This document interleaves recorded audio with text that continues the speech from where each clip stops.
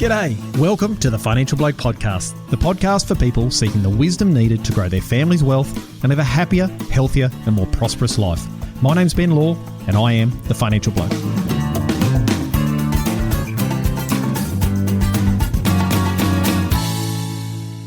G'day everyone and welcome back to the Wealth and Wisdom Podcast. Today we have the ever popular Richard Rains back on the podcast. If you haven't already listened to Richard's previous episode, which was number 28, then do yourself a favour and go back and have a listen. Today, we're going to dig into how important building your networks are if you want to be successful and live a life of purpose and passion. We're going to discuss one simple strategy that young people can do to give them access to a rockstar network, which most people would be envious of. But before I get into that, I want to explain why I'm talking to Richard about this today. Prior to his retirement, Richard was the major shareholder of Zanda Australia, which was one of Australia's largest meat exporters. He's most well known for convincing fast food giant McDonald's to include imported Australian beef into their US restaurants. And McDonald's has since become Australia's single largest beef customer. Richard seems to know everyone, and everyone seems to know Richard. And whoever I speak to about him says he's a bloody good bloke, but he's always willing to help anyone he can. He attributes most of his own success to the people he surrounded himself with. Since retiring, Richard has served on several boards, but his main passion is developing and mentoring young people coming through the industry. He's integrally involved in a number of mentoring programs, including the Zanda McDonald Award, which we'll be discussing today. So without further delay, welcome back to the podcast, Richard. It's wonderful to be here, Ben. Greatly appreciate the opportunity. Thank you. Yeah. Now, Richard, we're going to dig straight in today. Now, from your point of view, you've been around the sun a few times yourself, and you know a lot of really successful people. Now, where I want to kick off on this, mate, is in your experience, have you ever known anyone who's achieved something of real significance in their life who has genuinely done it on their own, without a solid network? It's an interesting thing.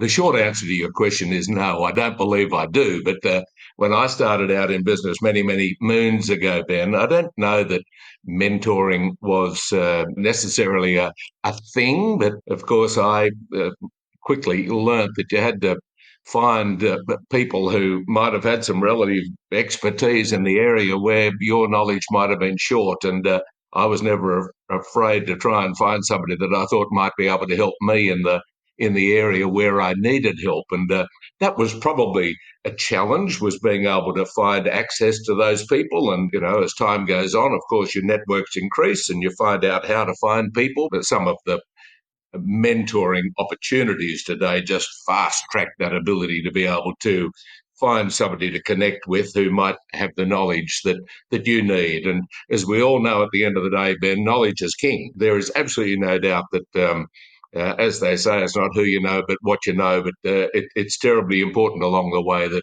you know the right people that can give you a leg up at the times that you need it. With the mentoring or the trips that I have done across this wide brown land of ours, introducing mentees to successful agriculturalists, I find it extraordinary how these really successful people just open their everything to these young people who are so keen and anxious to learn. And I've given the whole process a lot of thought, and I don't know that I've quite come up with the right answer, but, these successful people in Australia, you really can't go to the pub on Friday night and say, hey, guess what I've just done? I've conquered the world, or I've bought this big station, or I've spent da-da-da-da-da. You just can't do that. But when you've got mentees in the room who are just really anxious to soak up whatever knowledge they can, it is extraordinary how open these people are to share their stories and how much knowledge can be gained by these mentees. It's a really powerful thing, Ben. I really don't know how to explain it, but it blows my socks off every time you get in a room with a very successful agriculturalist who's been there before, and you think, oh, gee, they're not going to want to share anything because they're so private. But at the end of the day, it's amazing the knowledge that they're prepared to share. It's just a fantastic experience. So when you were running Sanger, or when you first started getting into that business, did you actively try and build your network? Was that really in your mindset that, hey, I need to start surrounding myself with really quality people and I need to find out what the bloody hell do I have to do if I want to be successful? Did you focus actively on that? Most definitely, Ben, most definitely. And in those days, there weren't the awards available that there are today, but there were occasional conferences that I would certainly go to and try and network as much as I could there. But Ben, we created wonderful relationships with our bankers, for example. And if I had a problem, I would often ring my account manager at my bank and say, hey, I'm a bit short on knowledge in this area. Do you know anybody who might have the expertise that I might need? Because they're talking to a myriad of different organisations, I thought that was a good place to get connected, which they were very happy to do because they wanted to see me succeed. So there were ways and means then, Ben, which are probably quite different to the opportunities that are available today. But most definitely, I learned at a very early age that you've got to get that network going and find people that can probably shortcut, the problems that you might have, Ben, so that you don't make the same mistakes that others before you have made. There's always a myriad of problems in business, and you need as much advice and help as you can get. Just makes life easier, I think, Ben. Someone said to me a long time ago, Richard, when I was younger in my career, and they said, it's very hard to fly with the eagles when you're surrounded by turkeys. And there's another cruder one, but I won't do that one in case there's any kids listening. But my mum also used to say to me, which used to annoy me, she says, you lay down with dogs, you get fleas. And I think from an early age, I was really indoctrinated with the idea of that you need to start building your network if you want to achieve anything in life. Now, some people are really lucky, they're born into a world where, mum and dad really impress that on them. And some people are born into a world where they're naturally surrounded by really good top operators. And that could be, top operators in the agricultural field. It could be people who are, a great family people. They could be financially successful. They could be career successful, whatever it might be. But a lot of people aren't. They're born into this world and they're not given access to that. And I had this discussion last episode with Tess Cam, episode number 54, and she said, early on in her journey, she started calling people. She just picked up the phone and started calling people that her parents knew and saying, hey, I'd love to come out and work for you a while, get to know you, understand how you do things. And that worked really well for her because her parents knew a lot of really smart people. But then she also went down the road of going, I want to get involved in industry associations or community organisations. And also, she said, applying for scholarships and awards. And one of those awards she did was Nuffield. There was one she went over to America, and that just basically was rocket fuel for her network. She got to meet so many, not only older people that had plenty of experience and knowledge they wanted to share with her, but also she surrounded herself with other young people who wanted to do that. Now, I think the later of those, which is scholarships, awards and associations, is an absolute no-brainer for young people because it opens you up to what I'd say is unlimited potential. When you go out and pick up the phone and cold call people and try and meet people, you're sort of limited to your own little network. But when you go in for these scholarships and awards, it just opens up the potential to who could be there. Now, this is where I wanted to head off into now, Richard, was one of those awards which I've seen out in the marketplace that's received a lot of airtime, and I know is very close to your heart, is the Zanda McDonald Award. Now, when I first heard about that, the first thing I wanted to know was who the bloody hell is this Zanda McDonald bloke, or who was he, and why did he have to get an award named after him, or what did he have to do? Now, you're the chairman, I believe, of the Zanda McDonald Award, so can you tell us a little bit about Zanda and why the award was in place, or why it's there in place at the moment?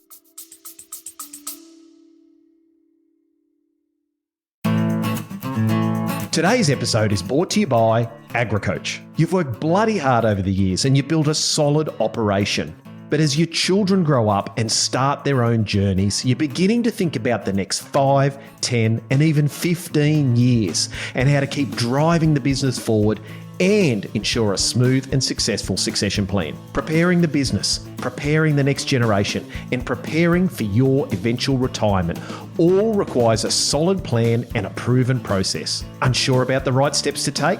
head on over to agricoach.com.au/webinar to learn more about our Succession Proof Your Family webinar. AgriCoach, aligning families, growing wealth, and protecting legacies.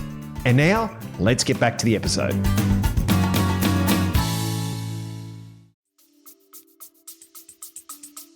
Well, a couple of things there, Ben. Firstly, I'm very pleased to hear that you've noticed it getting a lot of airtime, because that's our job. You know, we always struggle to find the best way to get the news out into the marketplace, particularly to young people, to make sure that they're aware of it. So I'm pleased to know that it's getting the airtime, and it's obviously got to your attention. Secondly, Ben, I was the chairman for 7 or 8 years, probably 8 years, I think, and I stepped out of the chairman's role in March this year. I remain on the board for the time being, but I figured that I've done my bit. It's time for somebody else's energy and drive to keep it going. But I retired 10 years ago from my executive life, Ben, and this is just something that gives me such a thrill to be able to help the next generations. I got a lot of help along the way in my career, Ben, and it's the least that I can do to try and help the next generations. And the Zanda McDonald Award, among others, but the Zanda McDonald Award is quite different to the rest, I think, in many ways. So firstly, Ben, the award will be 10 years old next year. 2024 is the 10th anniversary. The award was started by a gentleman by the name of Shane McManaway, who was a Kiwi, but spends a lot of his time in Australia. At that stage, he was the head honcho at Allflex, the cattle tag people that do all sorts of things. And that business has now been on-sold, and Shane is no longer there. So Shane today is the chairman of the award, and he's the one who's driving now and doing wonderful things. He was great friends with Zanda McDonald, as was I. Zanda was part of the McDonald family based at Cloncurry in North Queensland, and they were arguably were and are the largest family cattle producers in the country, with significant assets in North Queensland and up into the Gulf of Carpentaria. So major breeders of cattle in this country. And it's been going for generations, Ben. When Zanda got involved in the business, he expanded it through the supply chain. So he introduced feedlotting. He developed a major feedlot, which the McDonald's use significantly today. Zanda started processing their own cattle, exporting the meat and selling it onto the domestic market. He acquired a wholesale butcher chain in southeast Queensland. So he was very innovative in growing the business. But one of the more important things, Ben, was that he sought an extraordinary amount of advice along the way from people who had been there before, done it before, and found out the right way to do it, the rights and the wrongs, and made sure that he went down the right path, and he was being extraordinarily successful in growing the McDonald business. MDH is their operative name.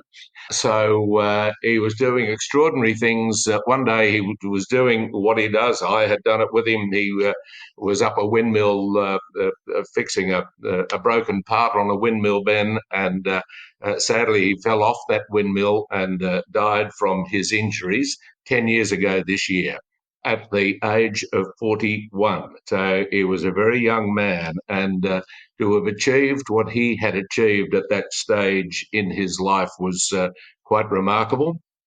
And so colleagues, headed by Shane McManaway, started this award in his honour. He was an extraordinary man, Ben, of great integrity, and he did a lot of research in the cattle world off his own bat. He was very focused on using pain relief for any surgical procedures with cattle, which certainly wasn't the norm in those days, but it is the norm today. I think largely thanks to Zanda.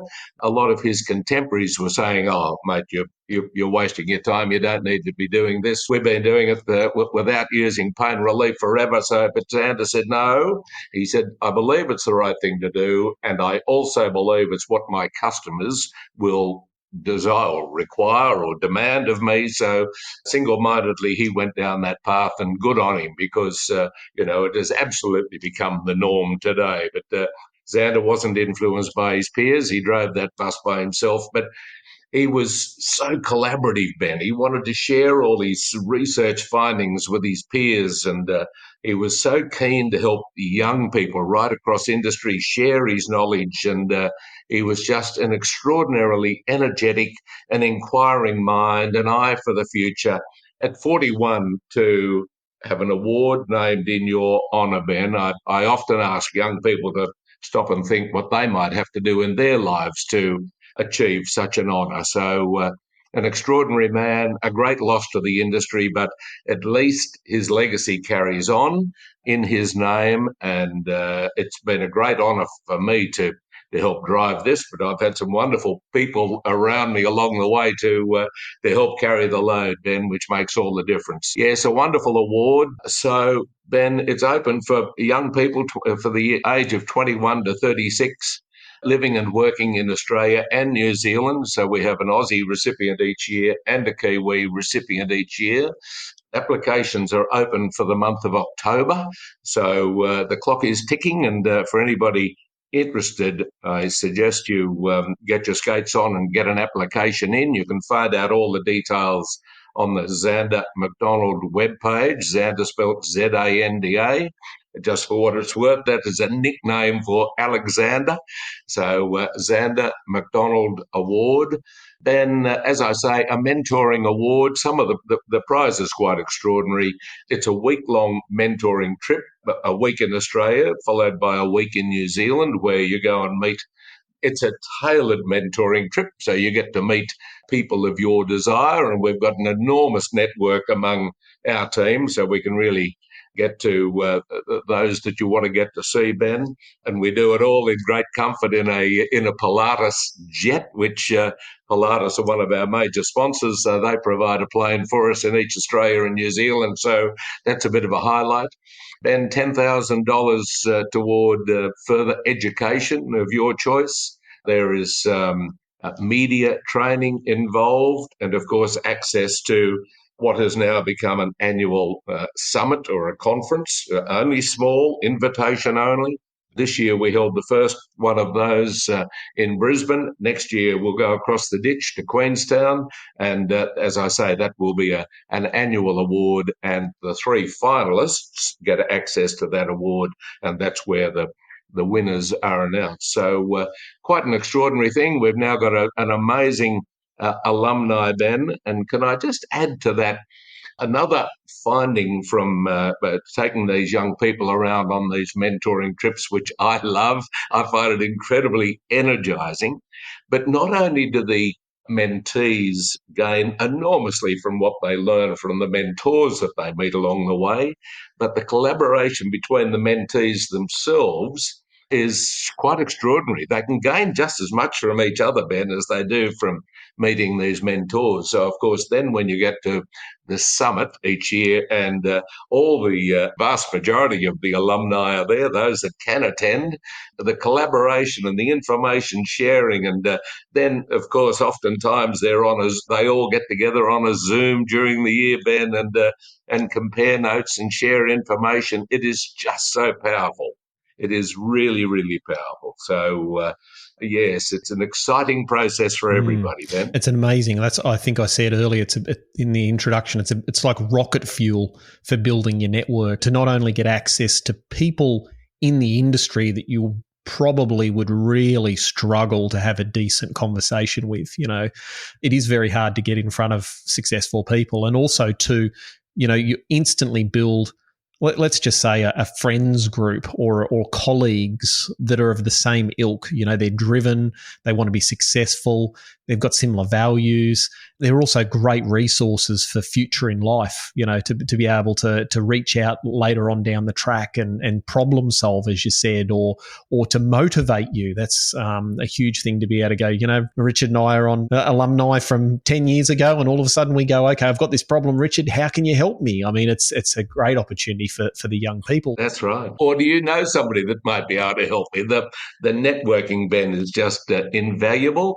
And I think this Zanda McDonald Award now has such status across the industry that we get welcomed with open arms by people who have been there before and done it, Ben, been successful in their field. And it's, I repeat again, it's just a mighty powerful thing. Absolutely. And so if you think about young people out there, as you said, was it 21 to 34? 21 to 36. 36, they're just, I'm just outside of that. What a shame. But 21 to 36. So if someone was, sitting there going, I've got to invest time. I've got to invest time. I've got to do research. I could go through this whole process and not win, shall we say. So why would I bother? So if you were pitching me as someone between the ages of 21 and 36, and I know you're a salesman from way back, what's my ROI or my return on investment for actually, giving it a crack, shall we say? Yeah, good question, Ben. And look, remember, a lot of these people are living, remotely and not surrounded by people all day, every day. So they don't get the same opportunities that those who live in the city do. So, getting involved in a group like this can really expand their horizons. Let me say that the vast majority of those who float to the top in this award have often been encouraged by somebody else to apply. A little bit of a strange thing in our mentality that a lot of us think, oh, gee, I wouldn't be good enough to apply for that award, until someone says, hey, you've got what it takes and you should be there. So if there are people listening to this podcast who are potentially too old to apply themselves, but they know Fred down the road or Susie, over the way that's really got what it takes, I would encourage people to encourage the young ones to apply. Ben, there is absolutely nothing to lose by applying for this wonderful award. And it's extraordinary the number of people that say to me who potentially haven't been successful in the award, but just the process of going through filling out the application and writing their story. They're required to do a 1-minute video on themselves, Ben, of what they're doing with their lives. So oftentimes just the mere process of filling out the application makes them look in the mirror a little bit and say, well, where am I at in my career? What have I done? What have I got to achieve? And what have I done in my life? Not necessarily just in my career. You look a little bit in the mirror at yourself as well. So there is absolutely no downside in applying, Ben. There can only be upside. It will take you some time to do it. And I really encourage people to complete their application form early, but you don't have to submit it until the 11th hour in case something changes in your life that you might want to add to your application. But it is quite obvious to us, those that have just done something in the last hour and submitted it. But it's a serious award. We want serious applicants, and I really encourage people to put a lot of time and effort into the application because the reward is well worth it. Because there is a lot to it. Ben, every applicant will receive a call from a judge, from an award judge. So it just doesn't disappear off into the ether if you didn't get the gong. So every single person that applies will get a phone call with some, either you're on the short list or I'm terribly sorry you didn't, but this is what we saw in your application and this is where we think you might, you might have let yourself down a little bit. And Ben, if I can just go on and say, the people that we're really looking for are those that we think the award can help in some way, that mentoring might lift them up, put some wind under their wings and take their career to another level. There are some people out there who just don't need that. They've already got all those connections and it's of no benefit to them. But there are also a lot of people out there, Ben, that are in the shadows that have really got what it takes, but they do need somebody just to lift them up and get them to that next level, which I believe mentoring can do and the Zanda McDonald Award can do. So we do want people that are involved across different facets, not just their career, Ben. We are looking for people that are involved in their local community as well, whether they're on the pony club or the jockey club or, organising the rodeo or whatever it may, the bush fire brigade, all those really important things in the bush. We like to see people that are community minded and having a bit of a crack in that regard as well. And tell us your story. Tell us if you've got a wife and kids or what mum and dad did, or, bring us into your life a little bit and connect us with who you are and what you're doing, because we're looking for the package. As long as you're happy to share that, people will put in their application form whatever they want to put, and we've got limitations on what you can say, so you've got to be fairly concise and precise in what you're saying. But we're looking for the complete package. So there are some people out there, Ben, who this might be beyond them, and that's okay, and other people who will say, this sounds wonderful and it'll be great for me, but I'm not quite there yet.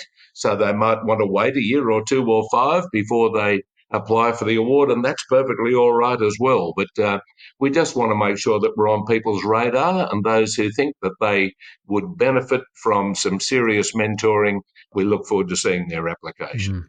It's interesting. A couple of things there, Richard, that sort of resonated with me was, number one is 21 to 36, that's a big age bracket. So I'm guessing a few younger people will say, I'm 21, 22, I haven't really achieved all that much at the moment. Whereas I look at it as a huge opportunity to go in and do an audit of saying, okay, well, what have I achieved?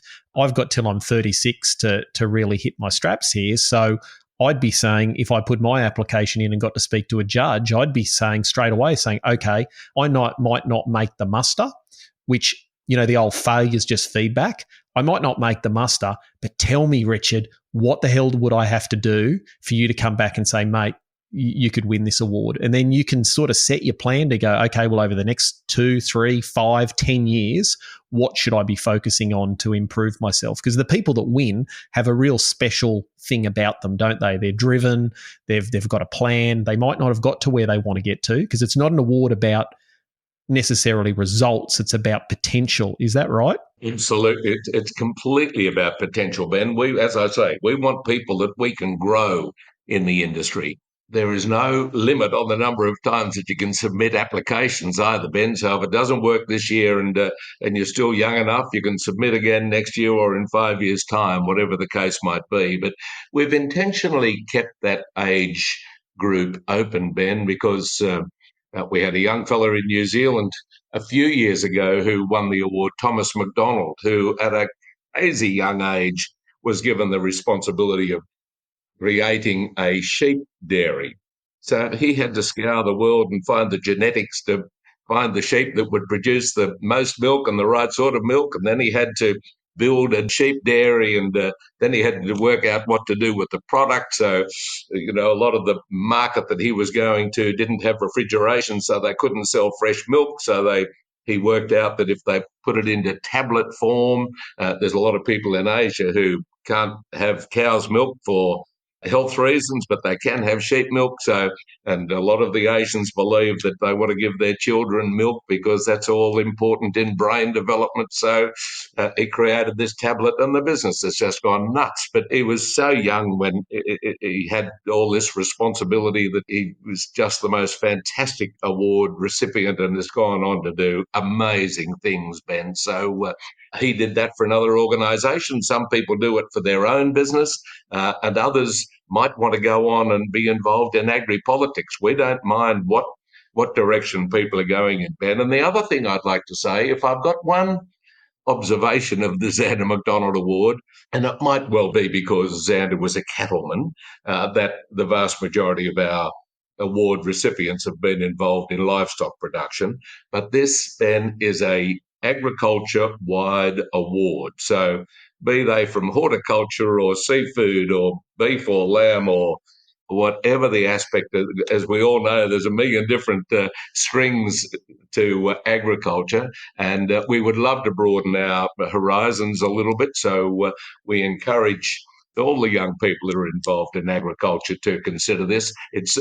People on the outside might look and say, oh, it's only for livestock producers. That is not the case. It's an agriculture-wide award, and we would really welcome applicants from right across the spectrum. Yeah, I think that's a really important point, Richard. Something else I was just thinking about at the moment is, I've seen a couple of the winners or people that have been involved in the process, and I look at what they've achieved in the following, number of years afterwards. And it's been like there's been a firecracker lit underneath them.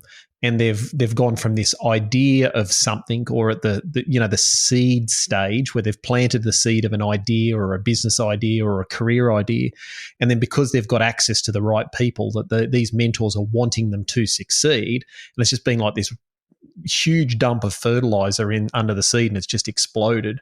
And can you just give us a couple of examples of, just quickly, just a couple of examples of some previous winners and some really beautiful outcomes that have happened post the awards for them? Yeah, love to, Ben. Thanks for that opportunity. So let me go back a few years. Well, the very first award winner was a lady by the name of Emma Black, who at that stage was with the DPI up in Julia Creek. And a little few years later, along came a lady by the name of Shannon Spate, who was a vet in North Queensland. And they both got together through the award. They met because of the award and found out that they both had the same desire. And they created an organisation by the name of Black Box Company. And it takes what in the cattle industry they call crush-side data, Ben, which can be far too complicated for most people to understand. But these ladies have created an enterprise where that data is broken down into a language that everybody can understand, and it looks at the fertility of the herd and the productivity of the herd, and then they get feedback from feedlots as to how the cattle are performing. Then they get feedback from processes as to how the cattle hung up, how the carcasses hung up, so that the cattleman can really have a look at his herd and work out what's working and what's not working, and drive the herd down the right path to be as productive and profitable as they possibly can be. So this is an enterprise that no doubt would not have happened if it hadn't have been for the Zanda McDonald Award, getting these two ladies together. And what they're doing is just extraordinary stuff. And they've actually got a legitimate business now. Like, I went on their website recently for doing some research on something, and there's like a huge team of people that work for them. They've got financial controllers, they've got a board of directors, and people involved in the Zanda McDonald Award. I've noticed some of them are on the board. I mean, it's gone from this spark of an idea these two young ladies have got together through the award, and then with the mentorship have now turned something into a really successful, proper business, not just a side hustle. Yeah, no, so doing wonderful things for cattle producers at this stage, Ben, and who knows where it might go. I'm sure it'll end up in sheep, and I'm sure it'll become a global enterprise down the track. So two young ladies, thanks for the award, getting together, doing extraordinary things. Last year's Australian award recipient, Charlie Perry, a significant Wagyu seed stock producer in the New England, now the president of the Wagyu Association. The two that I've just taken around, I took three people around on a mentoring trip only a few weeks ago. Two Kiwis, one Aussie. The Aussie is this year's winner, Mitch Hyatt, who's got a farm management business, and what he's not doing is nobody's business. And what he learned on this trip that's going to be able to assist him in growing his business is just extraordinary. Harriet Pinkney, this year's New Zealand Zanda McDonald Award recipient.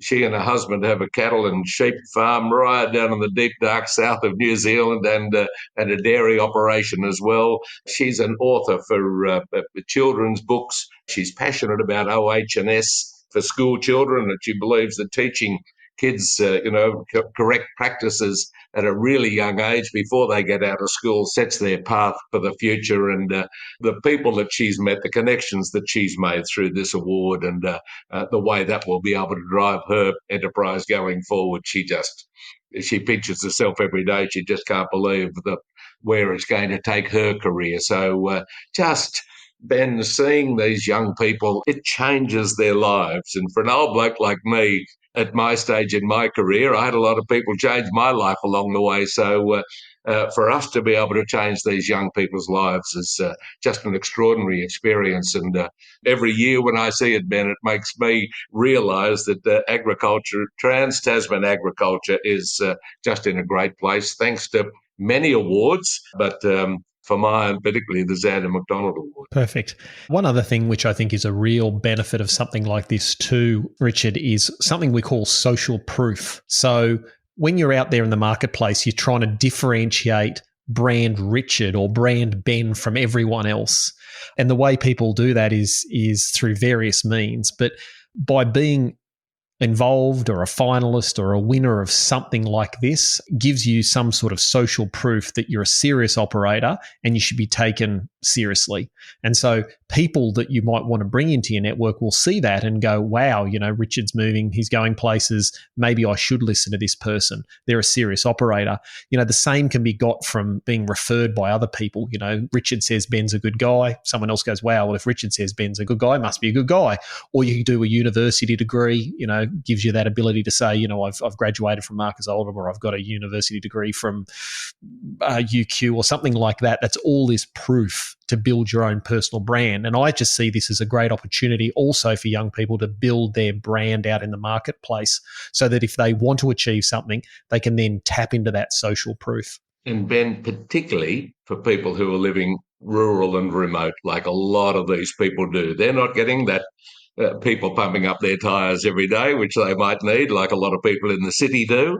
But, if by applying and they get the right feedback and the right positive feedback, it's extraordinary what a difference it can make, and give these young people the confidence to realise that, hey, there are other opportunities out there for me which will enable me to grow my business and think outside the square a little bit further and explore other possibilities, which is exactly what Zanda McDonald did. He was nowhere much more remote than Cloncurry on the station that he was on, but that was no inhibition to him. He just grabbed the world with both hands and gave it a shake, and made a hell of a difference to his life, to their enterprise, and to Australian agriculture. And the legacy continues on. Yeah, perfect. Yeah, quite an extraordinary thing, Ben. So we're starting to run out of time now. So how can people find out more about the awards if they want to do it? You mentioned they can Google Zanda McDonald Awards. Is that correct? That is absolutely correct. Remember ZANDA, Zanda McDonald Award, and they can see there who all the previous winners were, Ben. They can see who the judges are. They can read more about Zanda the man himself, and all the information is there, and all the details about how to apply. And Ben, I'm pretty easy to find. If anybody wants to reach out to me directly, they're very, very welcome. I'm happy to take calls from anybody who might need some more information, and whether you're going to, apply and need a hand with your application, no problem at all. So, Ben, just the process is that of those that apply, the judges go through all those, and we'll come up with the top 5 applicants that we will meet face to face.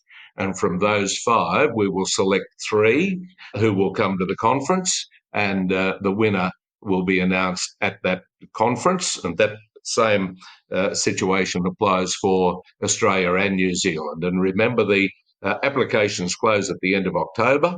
But if you're not ready for it this year, or you don't make it this year and you still comply with the age requirements, well, you can always put in your application next year. There's no reason why not. As I say, Ben, you've got nothing to lose from applying. It's just the outcomes are life-changing. Mm.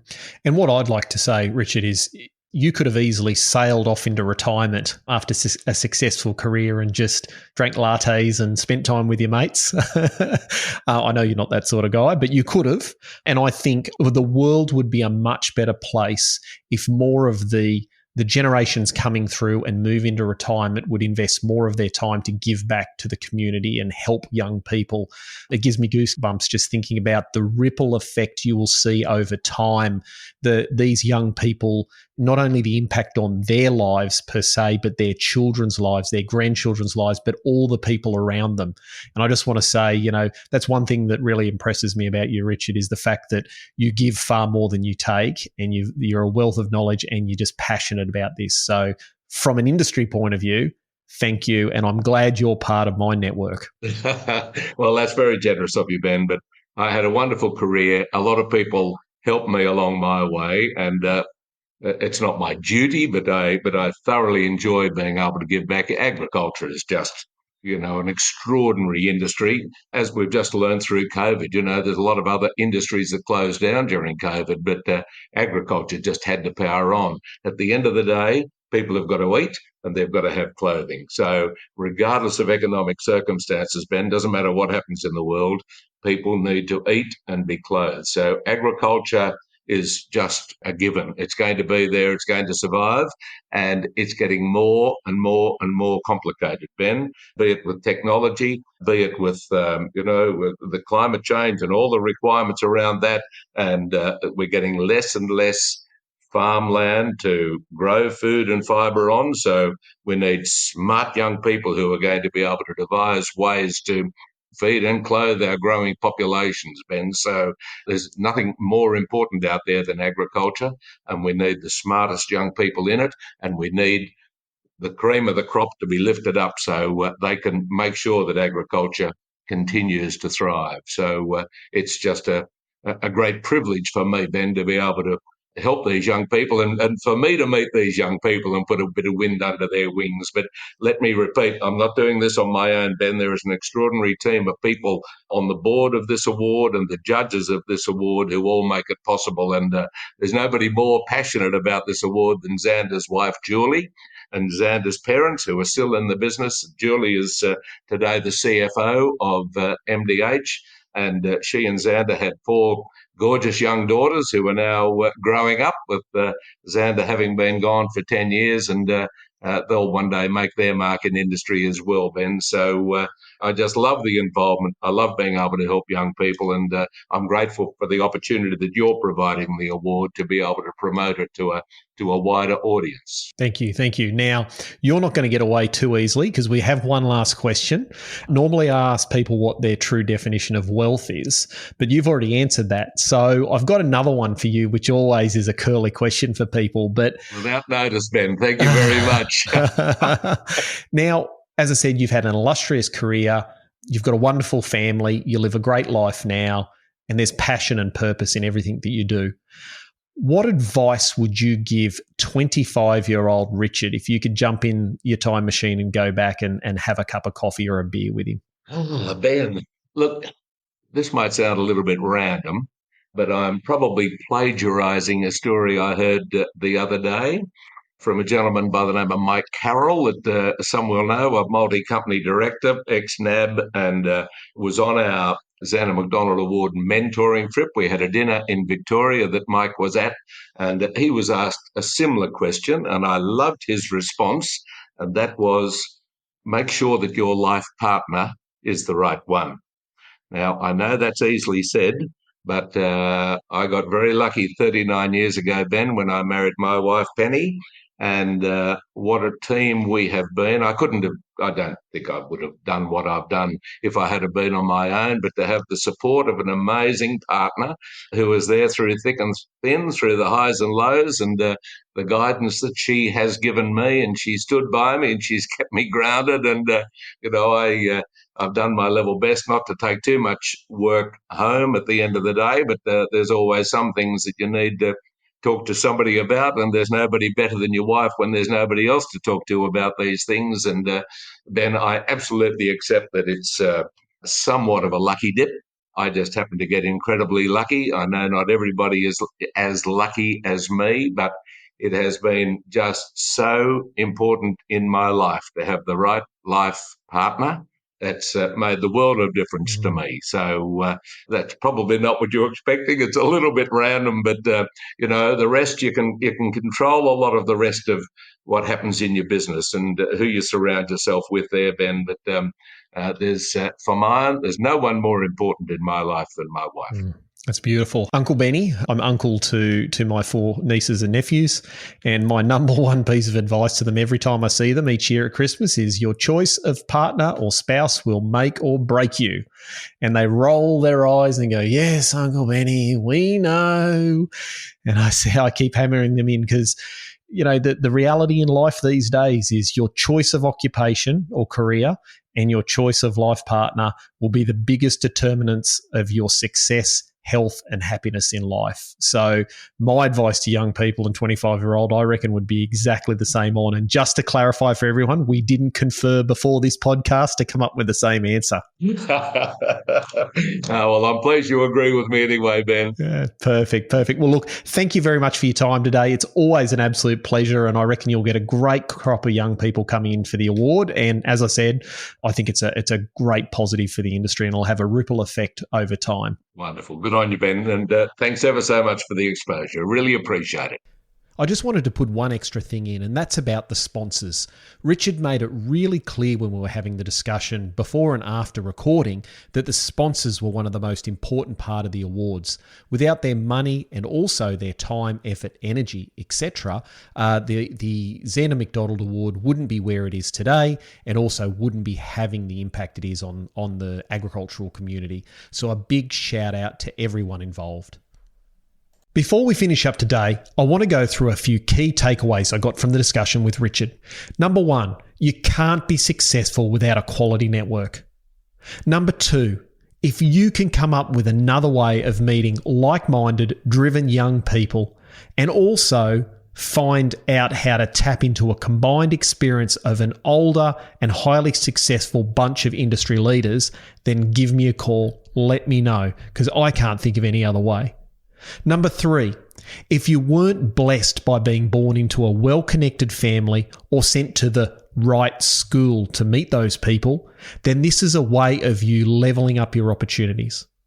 And finally, the last point I want to say is fortune favors the brave. It's the old saying, if you don't have a go, you can't win. Throw your hat in the ring, give it a go, and when you speak to one of the judges, I'd suggest you say things like, if I haven't made it or I haven't made the cut, what would I have to do in the next X amount of years to make sure that I level myself up? And I think that would be a great learning experience for you at the worst. Now, before you go, I just want to give you a couple of things you could do right away. Number 1 is just the normal one, which is if you know anyone out there that might benefit from hearing about the Zanda McDonald Award or might be able to apply, send this episode through to them. Or if you happen to know someone that's got kids the right age, we'll send it through to them as well. But the main one I want you to think about, whatever age you are, is I want you to sit down with a pen and paper somewhere quiet, and I want you to think really carefully, maybe close your eyes and think about, what do you want your life to look like in 10 years' time? Now, we substantially overestimate what we can achieve in 1 year, but we normally substantially underestimate what we can achieve in 10. So I want you to really give it a good hard thinking about what you want your life to look like. I want you to think about, what will you be doing? What life do you want to be living? Who do you want to be spending your time with? And what do you want to be passionate about? And I want you to write it down, and I want you to save it in a safe place. Now, you should, if it inspires you and it's passionate for you, you should go back and look at it regularly. But this is what we call the power of manifestation. It's actually writing down what you want to achieve to your life and giving messages to your subconscious to start heading in that right direction. If you ever want to read something really good about this, Matthew McConaughey in his books Green Lights talked about how when he was at college, he wrote in his journal that he wanted to win an Oscar. Now, he had never ever got in acting. He had no idea about acting. He wanted to be a lawyer. Lo and behold, he pulled that journal out like 35 years later, and there was in there win an Oscar, which he managed to do for, I think it was, I can't even remember the movie, but he won the Oscar. So write it down. I think that's a really important one. Now, we're all done for today. If you could just go out and share this episode with family and friends, I'd be greatly appreciative. And that's it for today. I'll see you next time for more wealth and wisdom.